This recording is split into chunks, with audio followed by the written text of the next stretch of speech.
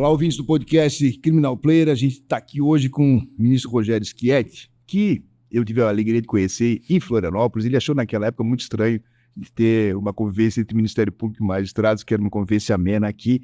E desde então ele tem participado, tem se destacado no julgamento do STJ com muitas novidades. Nem sempre ele consegue prevalecer. Tem alguns julgamentos que eu lamento muito, que a discussão da súmula 231, por exemplo, e outros. Então, a gente está aqui na imersão do Criminal Player e queria pedir para ele contar um pouco, agradecer. Ele lançou um livro legal. E, aliás, aquela discussão do bis e idem e do livro com Andresa e Zélio também ficou muito legal aqui nessa discussão do 266 com o artigo 61, que julgaram recentemente no Código Penal, no que se refere ao bis e idem do agravamento da autoridade paterna, do 61 do Código Penal, que houve julgamento recente. Enfim, tem muita coisa que o ministro escreveu lá atrás e tem se destacado como um ponto de discussão controverso no STJ, que tem definido temas importantes nos últimos tempos. Para além, eu acho que o STJ tomou uma decisão muito importante, que foi usar os recursos que têm uma eficácia vinculante ou que têm um efeito maior do que ficar julgando todos eles isolados. Então, essa disposição acaba dando uma baliza mais rígida para a magistratura de primeiro e de segundo grau. Então, agradecendo ao nosso papo, e aí queria perguntar quais os temas que foram mais interessantes nos últimos tempos, mais relevantes no STJ e o que lhe chamou mais atenção. Muito obrigado, ministro. Prazer estar aqui contigo, Alexandre. Realmente nós conhecemos há muito tempo, ainda era do Ministério Público. Isso. Estou na STJ há 11 anos e para mim tem sido uma experiência muito interessante, muito um desafio, né? Porque como é um tribunal que, além de ter uma jurisdição nacional, ele tem uma vocação constitucional de não só interpretar e uniformizar a legislação infraconstitucional, mas também de servir como um norte, né? Uma diretriz para toda a magistratura do país, né? E para os jurisdicionados em geral. Então, quando nós julgamos um caso, um habeas corpus, um recurso especial, não se trata de decidir apenas aquele caso, se trata de, a partir dessa decisão, fixar uma orientação que venha a servir para o julgamento futuro, não só no próprio STJ, mas também em todos os tribunais do país, né? Então, nós temos sempre essa preocupação de extrair o máximo que um caso pode oferecer. É evidente que numa corte que recebe não menos que 400 mil processos por ano, né, e cada ministro responsável por 13, 15 mil processos por ano, é quase impossível você dedicar essa atenção necessária para o exame de cada caso. Mas quando nós identificamos situações que permitem estabelecer essas diretrizes, numa perspectiva sempre de melhorar a qualidade da jurisdição, porque eu entendo que a jurisdição, enfim, a justiça criminal é um serviço público, como qualquer outro, né? Educação, saúde, transporte. E, portanto, há não só um interesse, mas um direito do cidadão de ter um serviço público de qualidade. Isso compreende não apenas a atuação de juízes, isso compreende a atuação de toda uma gama de profissionais que, desde o policial militar, as ruas, ou guardas municipais, os policiais civis, delegados, agentes, investigadores, representantes do Ministério Público, juízes, desembargadores, ministros, enfim, uma série de profissionais que formam esse sistema e todos eles devem ter a consciência da importância de cada uma dessas funções, né? Então, quando a gente decide um caso concreto, a gente interfere na vida daquele que está sendo julgado, mas na vida de uma infinidade de outras pessoas que serão afetadas por essa jurisprudência. Então, eu tenho procurado digamos, entronizar essa percepção e aumentar a minha responsabilidade, que já é grande, dando o máximo possível de eficácia e de efeitos erga omnes, digamos assim, para qualquer decisão que a gente toma. E aí é claro, né, evidentemente que a gente busca acertar, mas às vezes também veio uma decisão com a qual a gente não concorda, porque são decisões colegiadas, e a gente nem sempre tem a capacidade de convencer de que a nossa posição é a melhor, se é que é mesmo. Isso que é muito legal. E aí, só queria pontuar que teve uma luta muito grande, tem algumas bandeiras que levantaste, uma delas foi do reconhecimento do 226, né, que estava há muito tempo lá, e a exigência de conformidade dele, que gerou uma luta em relação a isso e uma resolução do CNJ. Enfim, nós temos um encaminhamento, queria parabenizar-te com isso. O 231 não deu certo da redução, que era estranho, porque a única discussão era qual é a base normativa que sustenta. Não existe, acabou-se. Não tem. E não conseguiu se passar, porque o colegiado tem isso também, né? O colegiado tem, às vezes, o ministro Gilmar dizia assim, às vezes o vento não está bom, então... O momento, né? Existe uma estratégia, né? Eu, por exemplo, tive... Você está mencionando o 226, eu me recordo que em junho de 2020, eu tinha pronto 2 votos, que eu construí, sim, um certo tempo, né? Que foi a questão do 226, de reconhecimento de pessoas, e o do ingresso em domicílio, né? Que eram 2 votos que eu sabia da importância de ambos, e eu até tinha um carinho maior pela questão da invasão de domicílio, porque eu acho que é uma violação muito grande. Você está na sua casa de madrugada e entrar um monte de agentes da segurança pública com armados e de tudo que a gente sabe que acontece, né? Então isso sempre me incomodou muito. E eu queria julgar primeiro. E aí eu conversando com meu chefe de gabinete, ele disse, é melhor julgar primeiro do 226, mais tranquilo, né? Aí simplesmente mudar uma jurisprudência, dizer que não é mais mera recomendação, e sim uma exigência legal que tem que ser respeitada, etc. Depois o senhor julga o da violação do domicílio, e assim eu fiz, né? Eu acabei concordando com ele. E por estratégia os 2 passaram. Talvez se eu tivesse invertido, não. Né? Esse 231 teve um momento que eu achei que ele seria aprovado. Passaria o voto, né? Mas demorou para julgar. Foi esfriando. E aí quando ele foi a julgamento, eu senti que já não estava aquele mesmo clima e acabou que, infelizmente, não passou. E isso é muito legal, assim, porque o STJ, o Valdir Monteiro esteve conosco aqui também, colocou algumas questões interessantes que, em relação ao valor da prova policial, que teve um balizamento, que gera umas outras controvérsias, mas foi muito importante, porque houve um enfrentamento com isso, e até um efeito no Tribunal do Rio de Janeiro, que revogou a súmula na 70, que tinha um endeusamento da palavra do policial. Então, além dessa, como bem colocaste, os temas são objeto de julgamento e há uma construção de um protocolo, de uma orientação que pode verificar e ajudar a todos nós. Esses últimos que foram julgados, tens algum que querias destacar da relevância, ou então algum que está para entrar em pauta, que seria uma discussão que valeria a pena? Esse da confissão, embora não tenha sido o relator, eu já havia, digamos, votado um caso semelhante, né? Porque nós sempre elegemos a confissão como a rainha das provas, né? E toda a investigação policial no Brasil se faz a partir da confissão, ou se faz com foco na confissão do acusado. E quando ele não confessa, é uma dificuldade para o próprio Ministério Público obter essa prova. E geralmente a prova que vai suprir a confissão é a prova testemunhal, que também é ruim, que é uma prova que depende da memória, depende da integridade, da honestidade da testemunha, depende de capacidades cognitivas, né, de ausência de preconceitos. Então, nós precisamos rever o modo como investigamos os crimes no Brasil. Enquanto nós nos fixarmos na prova oral, nós estamos em um mar de incertezas. E daí nós tivemos alguns julgamentos, e esse que foi feito na 3ª sessão, na relatoria do ministro Ribeiro Dantas, foi, para mim, um dos mais importantes que julgamos nos últimos tempos, porque ele destrona a confissão, coloca a confissão no seu devido lugar. Primeiro, eliminando qualquer valor à confissão que é obtida nas ruas. E nós sabemos que em muitos crimes é essa confissão que vai determinar a condenação do réu.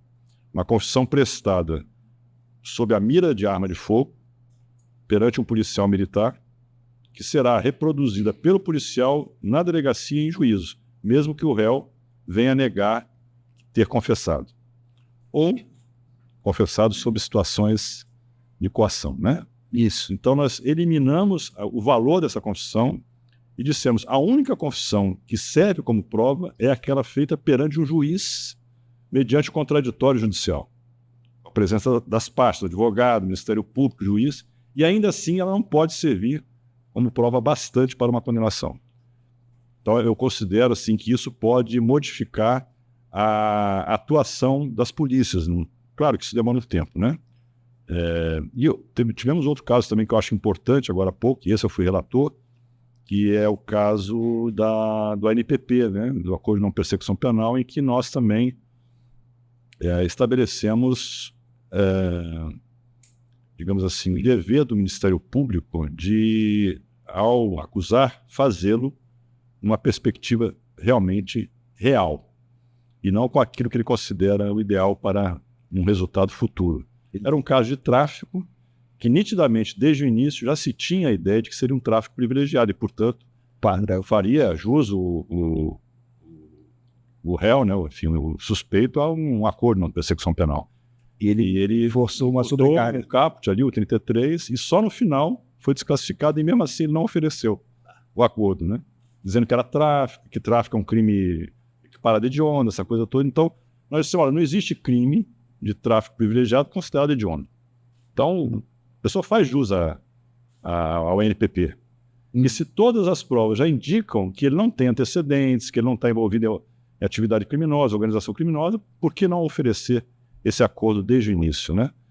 E, portanto, não é um direito subjetivo do Ministério Público, é um poder-dever.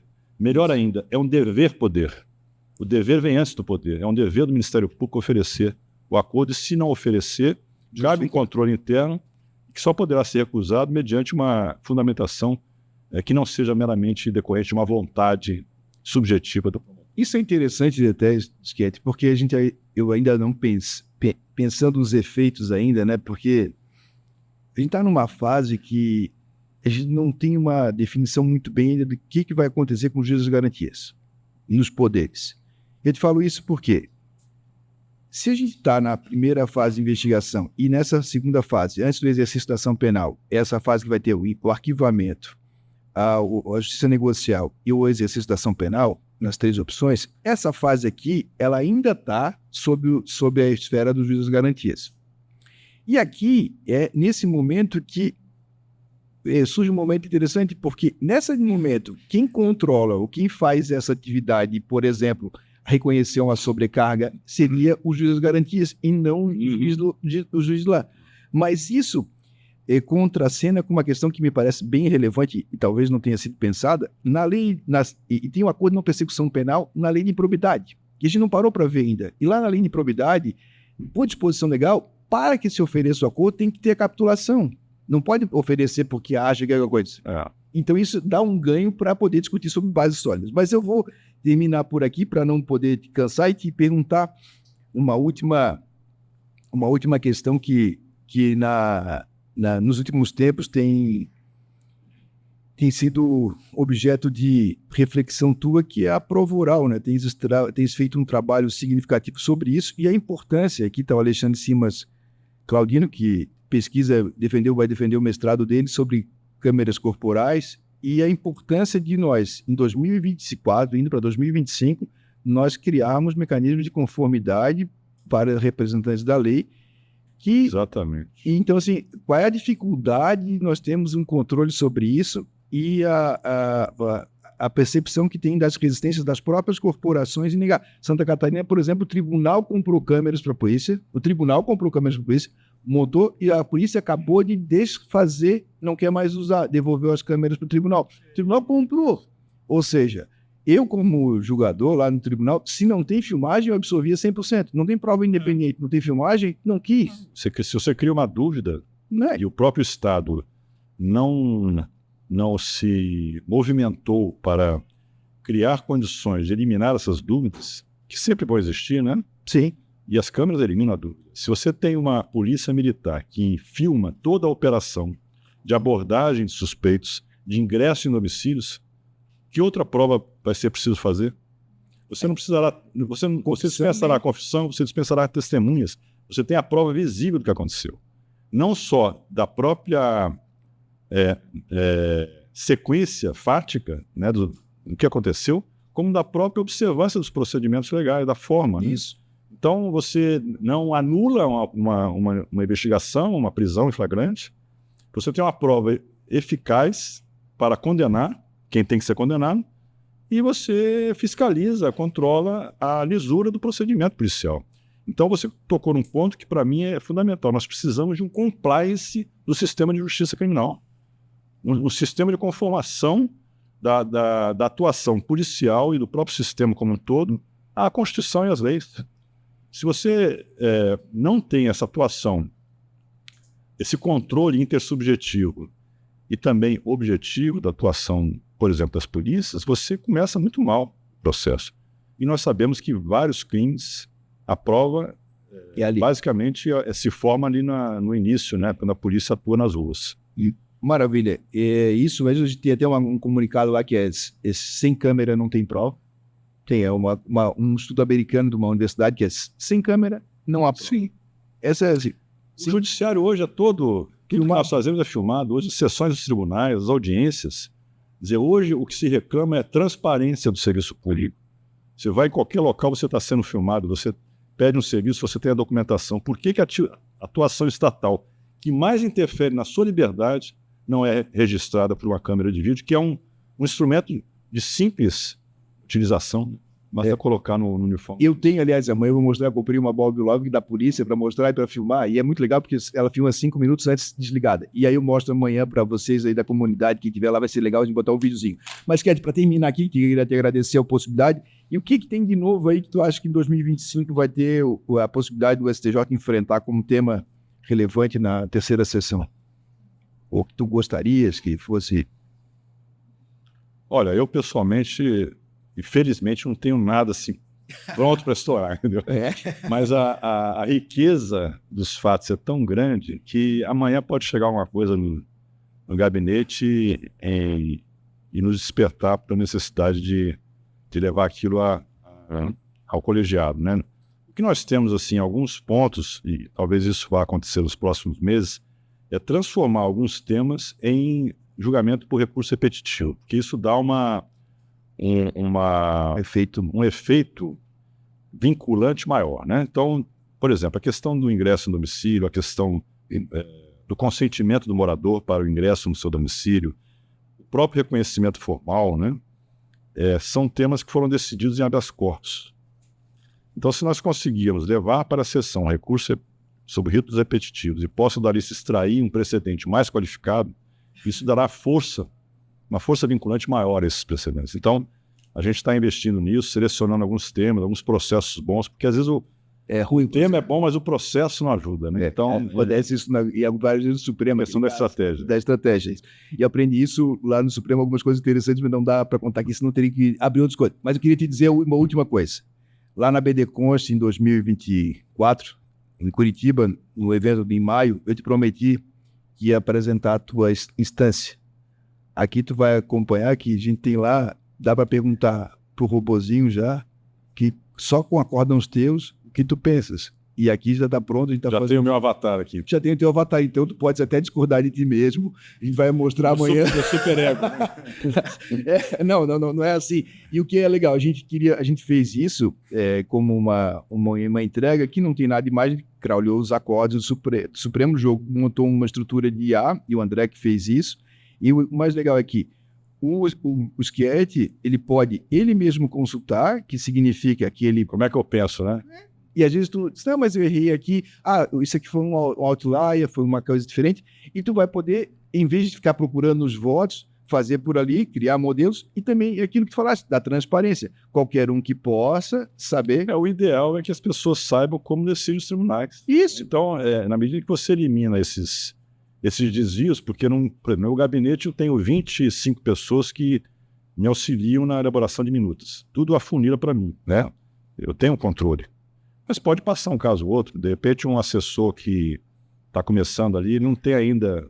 Ele não entrou no meu cérebro ainda, ele não sabe ler a minha mente e vai produzir uma minuta que talvez não corresponda exatamente ao que eu penso. E se eu, por algum descuido, não perceber isso, na hora que eu for ler a minuta e assinar, vai gerar uma jurisprudência, uma dissonância cognitiva. O outro na lado. jurisprudência, né? Então, talvez esse instrumento tecnológico me permita ter uma coerência interna maior. E aí, só para terminar, o André está fazendo isso, eu prometia, o da Daniela vem na sequência, e a gente está fazendo de cada ministro. Então, é legal porque aquela história julgou ou não julgou, tu vai conseguir ter uma em tempo real e na conversinha no computador, que é muito legal. Então, Alexandre é o nosso precursor da tecnologia. já tem o meu também, o meu é engraçado, para conversar com o meu excesso, eu briguei com o meu que não concordava muito com o que ele tinha falado, mas era divertido.